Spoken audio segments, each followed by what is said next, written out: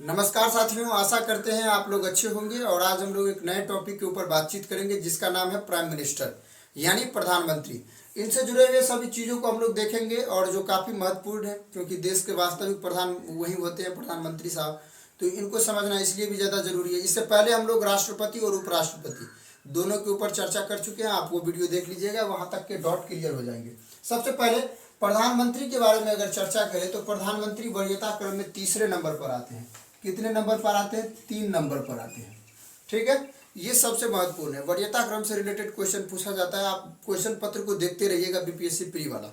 इससे क्या होगा कि आपका कॉन्सेप्ट वगैरह सब जो है वो क्लियर होता चला जाएगा थ्योरी के साथ। चलिए, सबसे पहले प्रधानमंत्री को समझने के लिए संसद को समझिए। संसद के 3 पार्ट हुए। एक हुए राष्ट्रपति, दूसरा हुए लोकसभा, तीसरा हुए राज्यसभा। हम लोग जानते हैं लोकसभा के लिए कितनी आयु होनी चाहिए? 25 वर्ष। राज्यसभा के लिए 30 वर्ष और राष्ट्रपति के लिए 35 वर्ष होना चाहिए।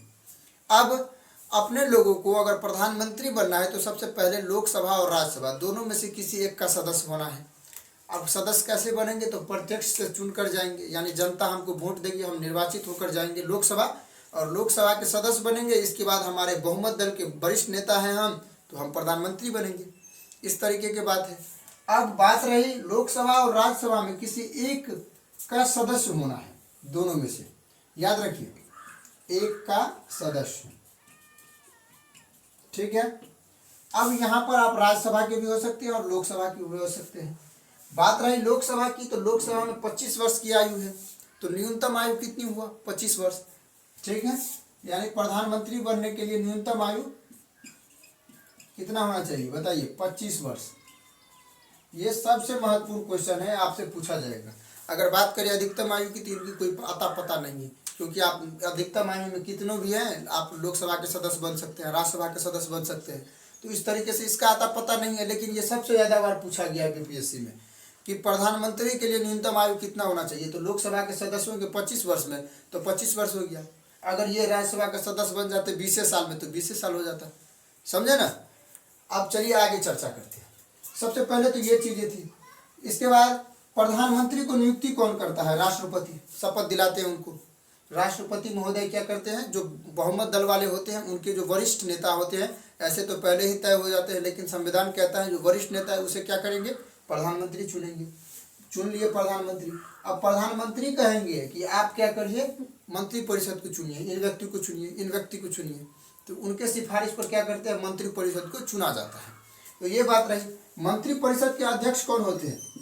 प्राइम मिनिस्टर होते हैं, यानी प्रधानमंत्री होते हैं मंत्रिपरिषद के अध्यक्ष। ये क्वेश्चन भी बहुत बढ़िया है।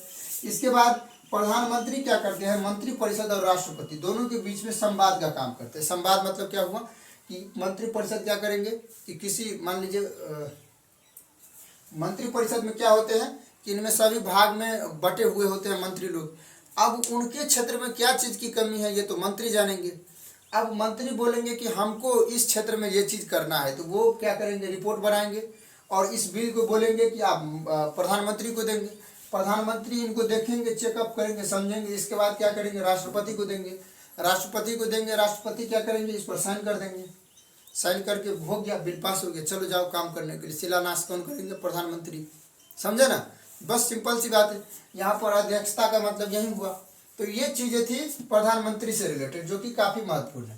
चलिए अब हम लोग कुछ कुछ बातों को देख लेते हैं। अगर इनसे जुड़ी हुई बातों को समझिए आप, तो लोकसभा को भंग कौन कर सकता है? 2-3 बातें उनको समझिए। लोकसभा को भंग कौन कर सकता है? राष्ट्रपति। किसके कहने पर? प्रधानमंत्री के कहने पर। मंत्रिपरिषद कैसे भंग हो सकता है? मंत्रिपरिषद के भंग होने के 2-3 कारण है, समझिए पहले।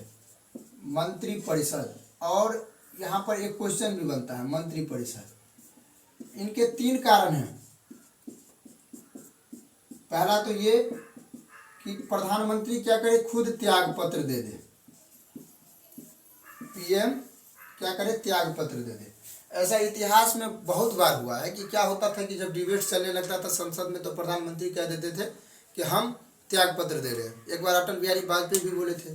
तो इससे क्या होता है कि जो पार्टियां होती है, जो मंत्रिपरिषद होते हैं, उसमें हड़कंप मच जाता है कि अब दोबारा हम मतलब मंत्री बनेंगे कि नहीं, अब दोबारा हम आएंगे कि नहीं। ठीक ना? तो इस तरीके से हड़कंप मच जाता है। तो क्या हो जाता है कि पूरे के पूरे फेवर में आ जाते हैं, प्रधानमंत्री के फेवर में। तो ये एक ऐसा कंडीशन है। दूसरा क्या है कि अगर मृत्यु हो जाए, पीएम की मृत्यु हो जाए, तो इस कंडीशन में मतलब मंत्रिपरिषद भंग हो सकता है। तीसरा कंडीशन है क्या कि राष्ट्रपति को अगर सिफारिश करे प्रधानमंत्री कि आप मेरे मंत्रिपरिषद की क्या करिए, भंग कर दीजिए, तो वो क्या कर सकते हैं, भंग कर सकते हैं।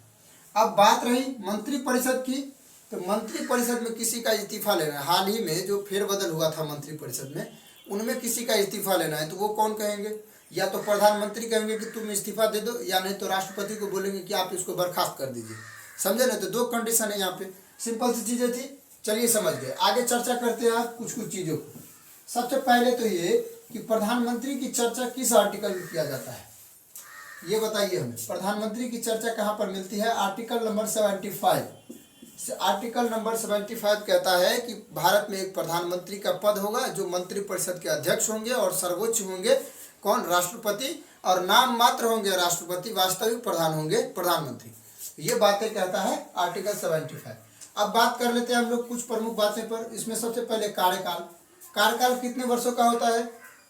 सामान्यतः पूछा जाए तो लोकसभा के जितने वर्षों का होता है उतना ही वर्षों का प्रधानमंत्री का कार्यकाल होता है। लेकिन अपने संविधान में प्रधानमंत्री के कार्यकाल के बारे में कुछ कहा नहीं गया है। मतलब क्या हुआ कि प्रधानमंत्री आप जितना दिन तक चाहे उतना दिन तक रह सकते हैं।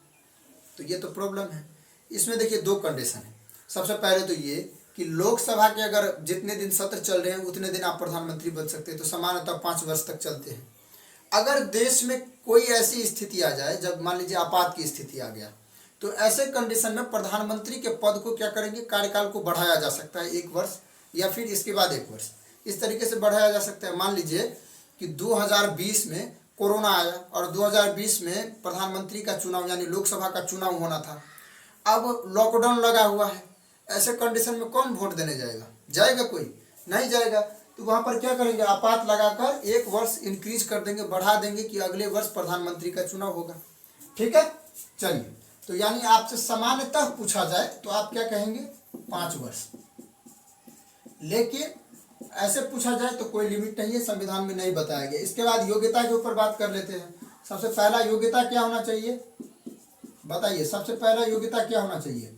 जो राष्ट्रपति के लिए वही है, लेकिन कुछ कुछ भिन्न है। सबसे पहले तो मूल नागरिक होना चाहिए भारत देश के, अपने मिट्टी में जन्म लिया हो, मूल नागरिक हो। दूसरा RS यानी राज्यसभा प्लस लोकसभा, इन दोनों में से किसी एक का सदस्य हो, किसी एक का सदस्य हो। ठीक है। तीसरा कंडीशन क्या है? तीसरा कंडीशन है न्यूनतम आयु कितना होना चाहिए, 25 वर्ष।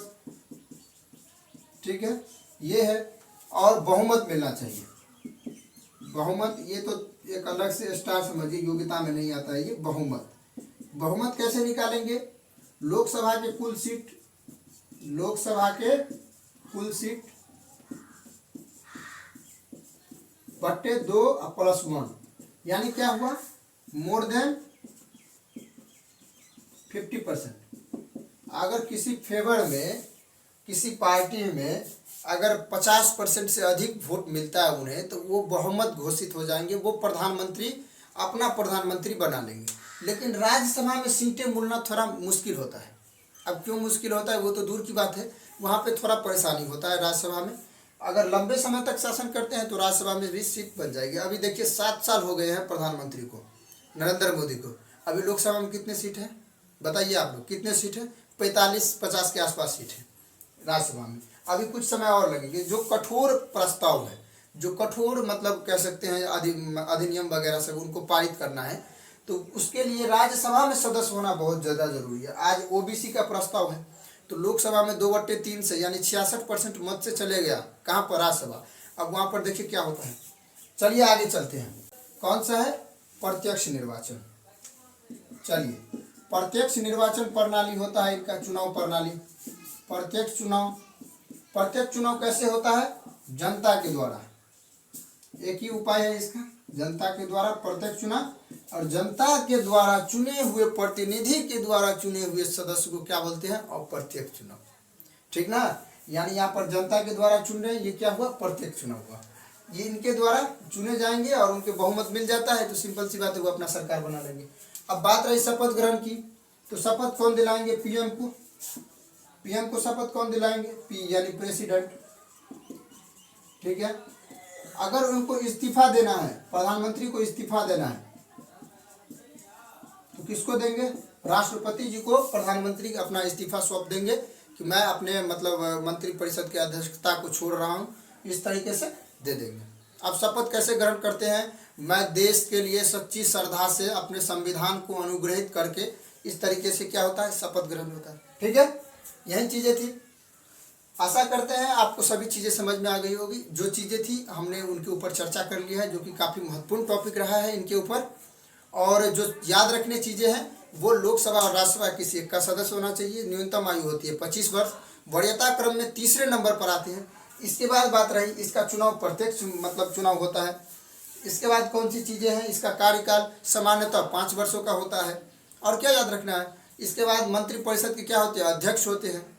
और एक सबसे महत्वपूर्ण बात कि वो CAG यानी क्या हुआ? नियंत्रक एवं महालेखा परीक्षक, और अटॉर्नी जनरल यानी महान्यायवादी, UPSC के अध्यक्ष, यानी जो भी चीज़ें हैं ये बड़े बड़े चीज़ें हैं, इनको बोलेंगे, सिफारिश करेंगे इनके लिए प्रधानमंत्री राष्ट्रपति को कि आप इनको नियुक्ति करिए।